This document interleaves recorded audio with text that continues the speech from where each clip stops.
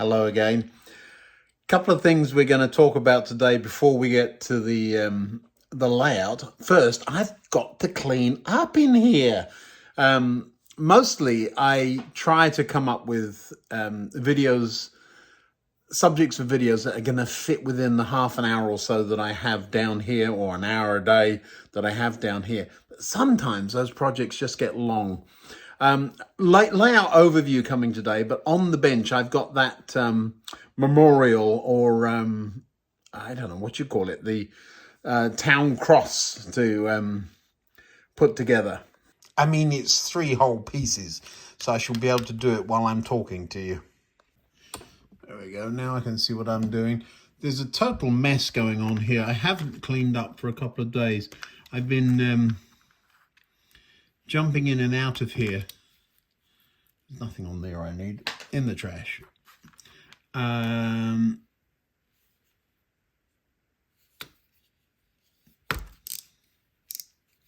Just clean up that burr. Oh, delivery time. Something going on. That was shadow barking. We have the builders in putting the bathroom back together, so that's probably what that's about. Yeah, looks all right. Bit of that glue and we'll be well away. I've thought about it being December, and I was last in London in a couple of weeks ago,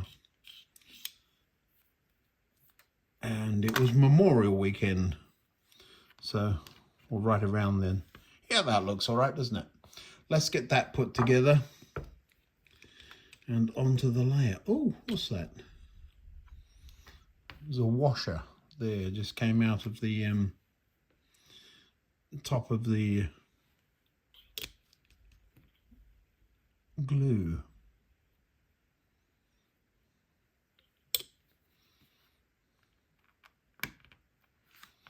Yeah, I thought that was going to be the case.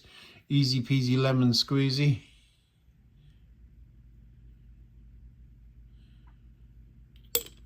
Stinks. I should have done this last thing today. All right, what I was thinking about. Yeah, well, that's the sum total of the project for today. Now, where are we going to put it? I can already pick it up, I'll bet you here. I think it's going to look really good just there. So somewhere there in front of the radio station, just to create havoc. I'm thinking about how would I make wreaths.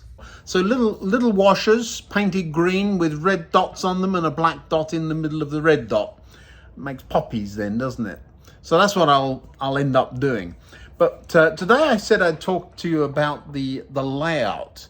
I made the comment, not everything needs to go everywhere. Let me show you a couple of things about that. Well, the comment came from this bay platform. You've got a 2-carriage EMU sitting there. I suppose you could squeeze in a 3-carriage train, but I haven't got any other than a couple of diesels, and they're not going there. But the thing about that line is that you can't get to it from the branch line. So the branch line feeds only those 2 platforms, not the bay. Now, why on earth did I do that? Well, before I give you a full overview of the layout, I have prototypes for such things. Yes. All right, let's start by talking about Dover Priory, one of my favorite stations. The interesting thing about Dover Priory is there's a tunnel at one end and a tunnel at the other end of the station, and 3 platforms. Let's move the tunnel down here. We can do that because there is another one up here. So in the what happens is that there's platform 1, P1, and there's a lovely bay platform, and there are 2 from memory. There are 2. I haven't been there. I don't know, what is it, probably 20 years, but still I spent a lot of time on this platform as a little boy. So 3 platforms, platform 1, 2 and 3. So there's a platform in here. Now what they did very cleverly is they put a crossover here, a bit like a scissor crossing at that end. Now at this end, we're going to forget about the other tunnel up here. What happens is that there is a line that goes off to Victoria and one that goes to Ramsgate. But they don't just do that. That would be too simple. I don't remember exactly what the sequence is. I could probably work it out. But there are some crossovers. So a train coming along this way, which is what it would do, can pull into this platform or into that platform. I suppose if you made this a double slip, that would solve it, but that isn't what they did. They got clever, doing things like this. So you could send a train out of platform 1 this way. So this platform is a double-ended platform. You can send it out this way and send it across there on its way to Ramsgate whilst the Victoria train was coming in. So it's all very clever. I believe it all started because the docks are down this way. So the Dover Marine Station would be over where my finger is. It's long gone, but there was a lovely junction there. And so passengers with luggage would come in, and all the trains, where possible, come in on platform 1. So in this instance, everything can go everywhere. It makes operational variations wonderful. So our train typically would come in on this platform and sit and wait for another one to come in from this way. They join the two together, then send them off to Ramsgate. You could be over here waiting for a train, and when I was there waiting, you'd get on the train to the docks knowing that it was going to come back and end up in the same platform. It would go back and then come back here. But it could come into any one of the 3 platforms. So everything could go anywhere. Now, let me talk to you about another station that after I'd finished college, New Cross Gate. Basically 4 lines running through at rapid speed. Bromley was over this way, and Victoria was over this way. I think it was Victoria. See, even that I'm not sure. But coming up underneath these tracks was the underground, and it came in here to another platform. There was a bay platform or something. Now, originally, there was carriage sidings under here. I think those are still there. Originally, this had been run by steam trains, and so I'm told there'd been a reversing loop. But if you came in there, you could get to that platform. But if you came in on this one from the main line, you could not. So mainline trains could not get into the underground bay, but underground trains, in theory, they never did, could get into this platform. Now, I have no idea why that was a thing, but it was a thing. Perhaps work trains to get onto there, I don't know. But do you see how, with that arrangement, not everything can get everywhere? So there are prototypical variations for both. This New Cross Gate, I'm not even sure if it's New Cross or New Cross Gate. I believe it's New Cross Gate, and Dover Priory. Dover Priory, one of my favourite stations, would love to model it. It lends itself ideally to that because you have a tunnel at each end, so you can't actually see what's going on. This is the Kearsney break off, and this goes off to Tilmanston Colliery. So you've got Tilmanston Colliery that way, Betsanger Colliery that way. So you've got coal trains could go either way here, or empties either way there, and often did. You had Royal Mail and parcel traffic going in and out of there. You had freight trains for the ferries going that way. You had trains sitting in the platforms heading in both directions to London, Victoria this way, Charing Cross at that time that way. I don't know where they go today. I don't believe it's quite as simple as that, because the Ramsgate trains are those, what do they call them? Those pointy trains that do they go to St Pancras? They might even. But in any case, in our day, it was London Bridge, Waterloo East, or Waterloo, and Charing Cross that way, and Victoria that way. Canterbury was that way. If I was going to college, I had to come in on this way, change here, go that way. So I went to college in Dover for a little while, then to Canterbury, and so knew this route. Yeah, lovely station, weird station at New Cross. Let me show you on the layout why that's relevant. So we've already talked about the branch line, the main line on the main platforms of the branch being accessible either from the branch line or from the main line, with the double slip here.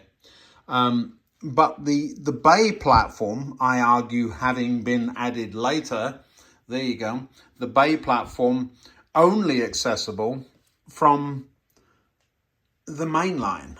Ooh, so if you're coming from the main line in that two-car or two-carriage train, you could go into any of the three platforms, but if you choose to go into the bay platform, you then can't go out that way down the branch line. Do you see? I like to argue that with model railways, what you should be thinking about is that the landscape was there first, not the track, and then you build up the landscape around it. So in my case, I had Dover in mind when I built that hill. So my thing was, when I built that hill, I actually built it so that it went all the way to the back, and then cut it there and put a back on it. So that's why there's that cutting look and feel to the thing. Similarly, it ran all the way to the front of the board, and I cut the front off and stuck a wall on it. So it didn't just end there. So it looks a little better because of that, I think, anyway. I had no intention of running underground trains on that when we started. So why are they now? Well, there used to be steam trains there. And I've said this in the previous video, this track is real. So the one that's under there, the buffers here, there used to be an engine shed sitting there. That engine shed.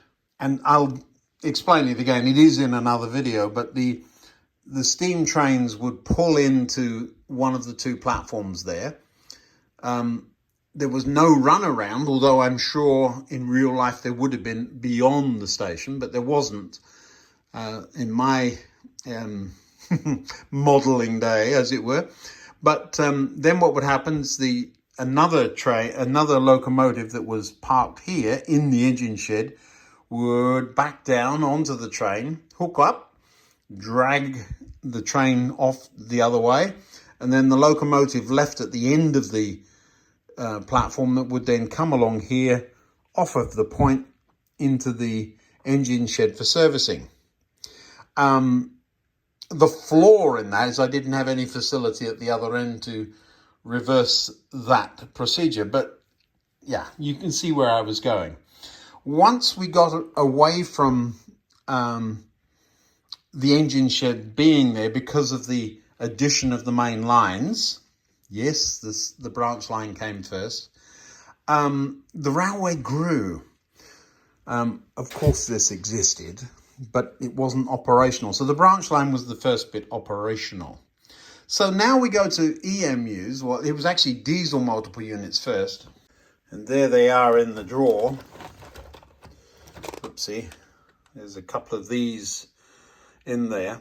So these three carriage,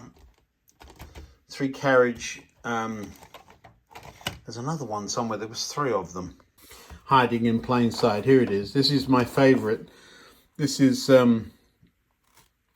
lots of lovely passengers in there and all that good stuff. The problem is, look at the wheels. The flanges are so big on that thing that it can't run on the track I have. So it sits patiently in the drawer. So there's 1, 2, 3 diesel multiple units. I have no idea which region these were on. I do remember them being when I went to see my great-grandmother. We used to ride up behind the driver on one of these. So then when I started modelling, it was steam, then it went to diesel. These things had not been released. I love these, but you couldn't get them. And I don't have the modelling skills, or at least I don't think I do, to actually make these. The one train that is missing from the layout, I mean really missing, is a thumper. I've seen people adapt something like this into them. I'm not that clever. So if a thumper ever gets released as a ready-to-run model, it will arrive on the layout and it will have sound. That will be my, my luxury. The reason for it is we used to live on the Edenbridge line and would cycle our bicycles over to Hever, which isn't very far, but as little kids it seemed far, and they had thumpers on that line. And so that was one of my earliest memories of traveling in the guards compartment with our bikes. So yeah. So most of my childhood we had lots and lots of underground connections. My dad worked for the underground for a little while, and we also had the EMUs. Now, my grandmother worked as a cleaner on those in Ramsgate. And so often we'd go down there on holidays to visit. So the third rail connection is very much me too. So that's what all of this is about. So layout overview, then we'll start with the branch. You have a 2-platform branch line feeding a single track branch. The branch has been converted from steam to diesel, then to electric, the third rails being added, and then the underground came along and took it over. However, the station is still served by the EMUs. The bay platform arrived later, no idea how it happened, but rationalization, whatever, means that if you're coming from the main line, you can get to the bay, but the bay can't get to the branch. That's an operational interest thing. Now, the 2 tracks here, main line, it's a folded dog bone. So this essentially goes off to a loop and comes back here. And those 2 tracks go around the end there. That's the fold. And they go up a incline there. And then at the other end of the incline, they come back again. We'll get to that in a bit. So these 2 lines then run off around the board. If I'm making you dizzy, I'm very sorry. Under there is the other end of the branch line. Let me just take a little peek in there. There's a fiddle yard, a little bit of a fiddle yard. There's 3 or 4 roads in there. 2 of them come out into a station that has never been finished, now with underground trains parked in them. Up above there, while we're here, there was a town scene here. It was the only finished scene I had. And trams used to run back and forth on an automated track, currently in op. It would work if I hooked it up briefly, but because of the plaster I used, I've mentioned that a few times, that gets into the workings of these trams, which are absolutely not prototypical. But yeah, that used to work up there. We've other plans for that. So we were down here, weren't we? Main line comes around and ends up heading into the big station.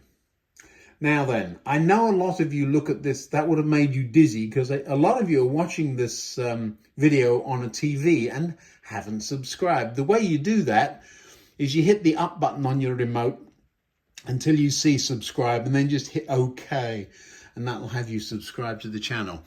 The significance of the Deal signal box is Deal's signal box, and I recognized it the moment they released it because I used to go by it every day on the train to school.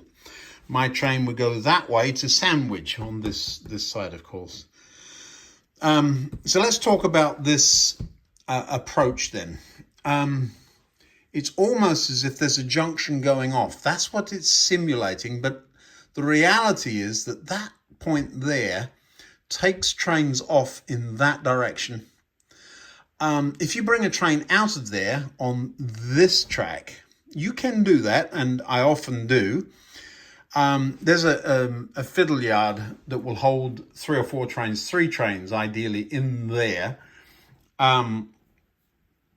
If you bring a train out of there though, it cannot get to here easily. And that's a good thing. So it has to run all the way back around that way to the branch line station before it can cross over there. So these have to be bi-directional running, which again adds interest. If you've got a goods train coming out of there, let's say you've got the 08 and you want to get it here, that is a massive amount of shunting you've got to do back and forth to get it here. Is it a real live example of a layout? Well, why would they ever do it that way? Well, why did New Cross do what they did? But if you eliminate that point and the cleverness or want to be cleverness of a fiddle yard that way, you come into another double slip, and coming this way you can get into that platform or that platform, and that's it. So you can only get into those 2 platforms. If you were to come the other way from there, and they are based on Dover, they are come that way, you can get across here. So from any platform there, you can get to the right side running here. But if you're coming that way, you're either going to the fiddle yard or one of those 2 platforms. Assume the middle 2 then are a continuation of our main line, and this one are just going off. We'll get to that one in a moment. So into the station we go. The station is a high level station with the tracks underneath.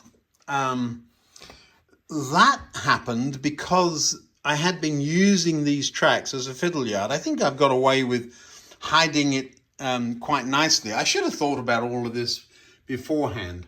Do you see under the arch there are 2 tracks? Those 2 tracks are fiddle yard. In the context of what we're looking at, you can think it's a goods yard, a parcels yard, storage sidings, or other platforms. But when it's merely a suggestion. Down here, we have 4 platforms. We have a bypass line. This train's sitting on it. Goes that way or that way. And if it goes this way, it splits off into a very small yard. There's an engine shed there with the Dover Parcels battery unit there, an 08 and whatever else hiding back there. If you're on that, you can only get to the bypass line. So now the 2 middle lines, then we're just going to follow those through. We'll get to the others in a while. Off they go through the tunnel mouth. And then if you think about, did you see how I skipped over the scissor crossing? This goes onto a reversing loop and that comes back. So that's a reversing loop. Now, if I were to go all the way back round the layout, I would come to those 2 tracks. So the main station this way. And there's, you can see very clearly the reversing loop up there. That's an oversimplification because this track here goes into the reversing loop, but on the reversing loop is a fiddle yard. It's hard to show, but it's all hiding under there. But I will move the camera over the top. I'm intentionally not turning the camera around so that we're still facing the same way. And you can see trains hiding in the fiddle yard down there. All of those trains, with the exception, actually the one on the left there is on that other mainline fiddle yard. But there are 3 roads down there. They come off of the underneath reversing loop. So this is part of the reversing loop, and that's part of the circuitry involved in that. This one, though, is genius. I mean, it happened by accident, but it has made the layout completely different. So what is it about? So in this tunnel, you see this point right there? I'm just going to back up rather than flip the camera around because I know that will confuse. So this is one of the two main lines, that's the other. This goes to one side of the reversing loop and it comes back there. But only one of those tracks is coming out of this tunnel. The other one is under there, going over that way somewhere. But one side of it splits and goes up an incline. Now I can show you that because it's there. You see it? It just starts climbing and it goes around the back there. Do you see it? On the left. And comes up onto the top of the board where it joins up with the other end of the dog bone on a single slip. Again, a clever junction here. I'm saying this myself. It's clever. It happened by accident, all right?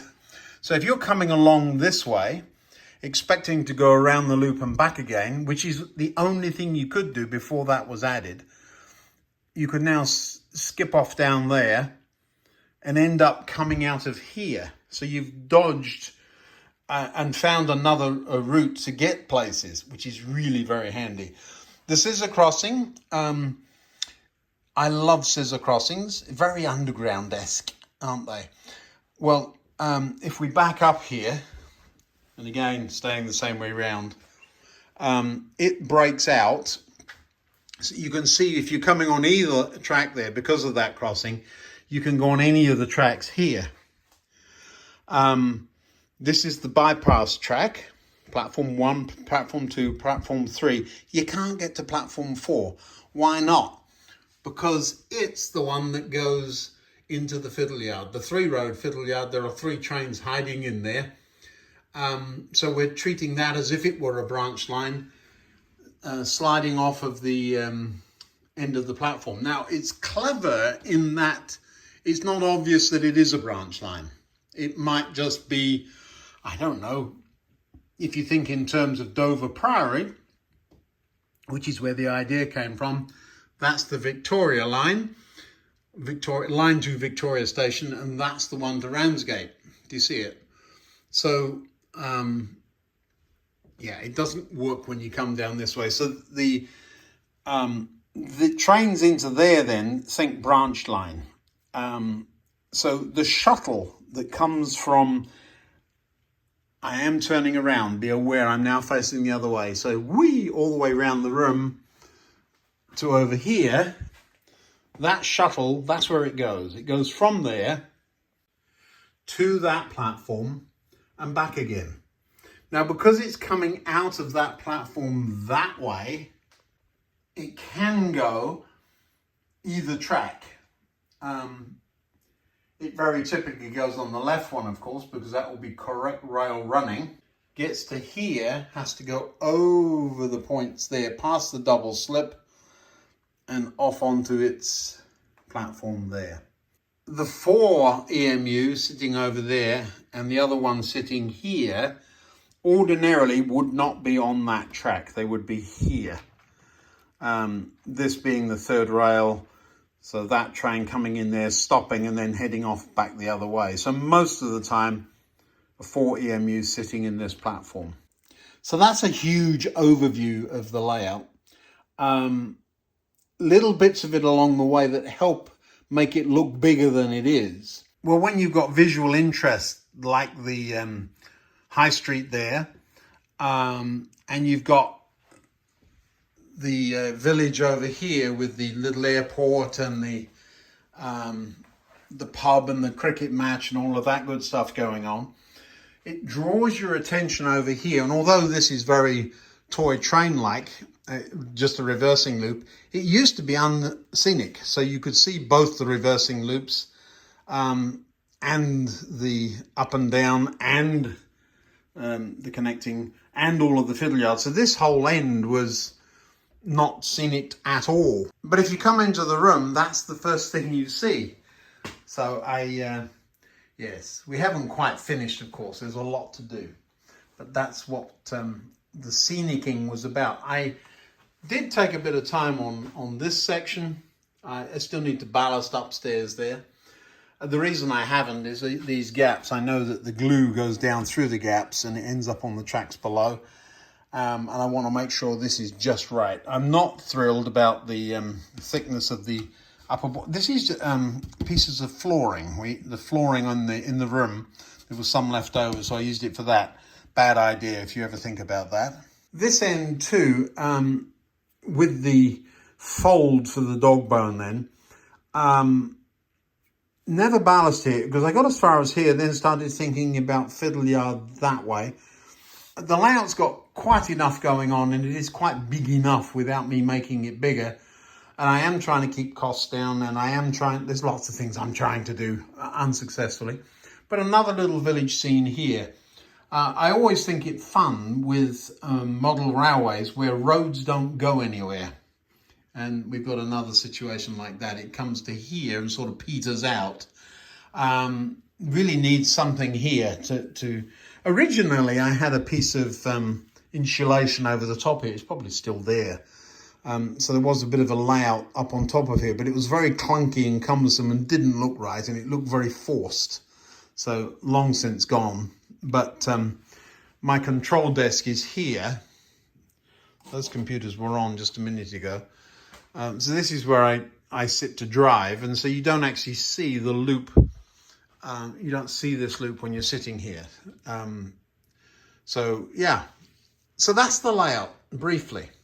The room then, this side, underneath there is the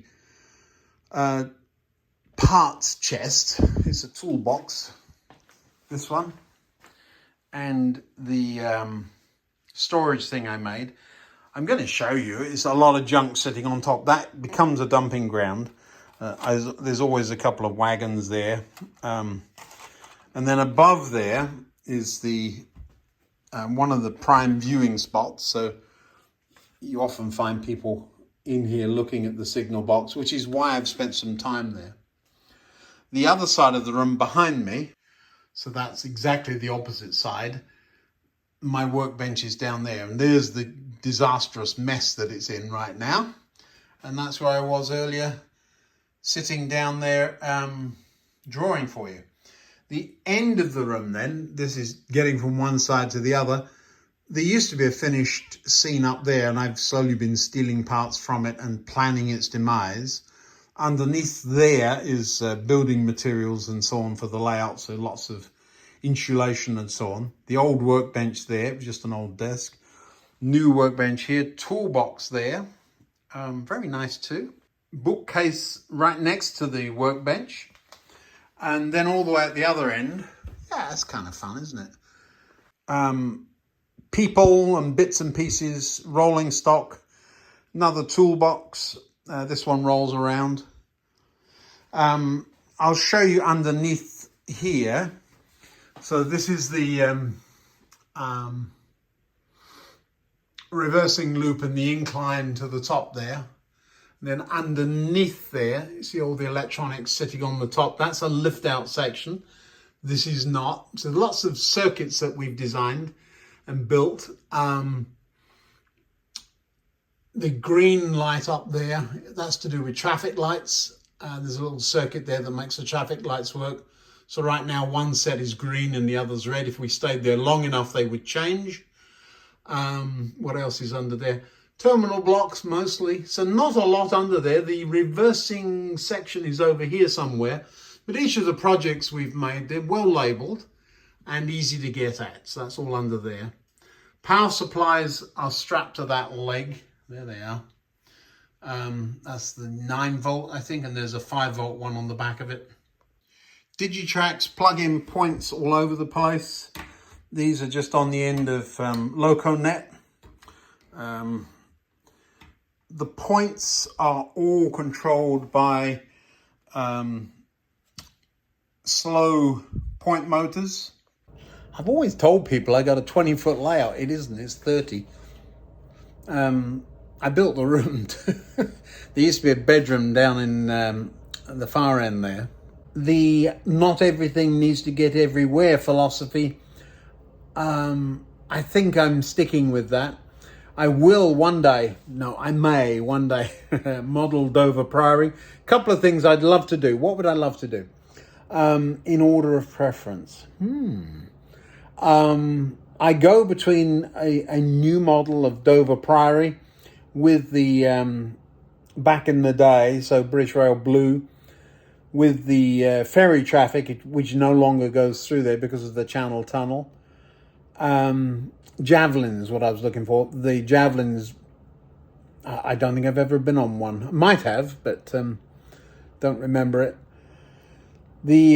So that would be a good model. It would be significantly smaller than this, so if we downsize, that could happen. A 009 layout is very interesting to me, but so is a London Underground layout. And if it were London Underground, Morden or something based on Morden is a good place to start, because you've got one end of it, you've got the what have you got? The depot, and the other end it goes straight into tunnels, and yet it's in the open, and with those 3 platforms. So you saw me running underground trains here a couple of days ago. It would be that running sequence, but it could be made into something fairly small. I suppose you could do it in 10 feet, 10 by 2, so a relatively small layout. There are multiple ways to get to different places on the layout. Now, I'm just looking at the points here and not knowing where this train that's coming is going. I believe it's going to go down that additional incline, simply because I know where I've told it to go. But if there were a train sitting on that, it would find another way of doing the same thing, because there are... What's it doing? Just changed the point. So it's going to go down the ramp, I believe. It's just coming up behind me. We'll sit and wait for it, shall we? Like a train spotter.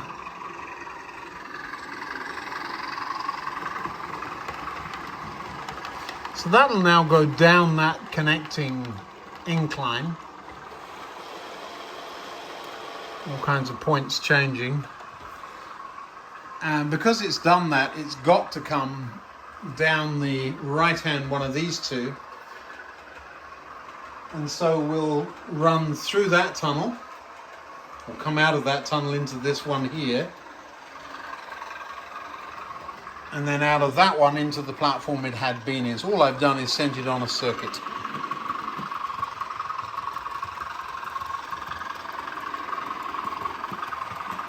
And it should stop somewhere in this section.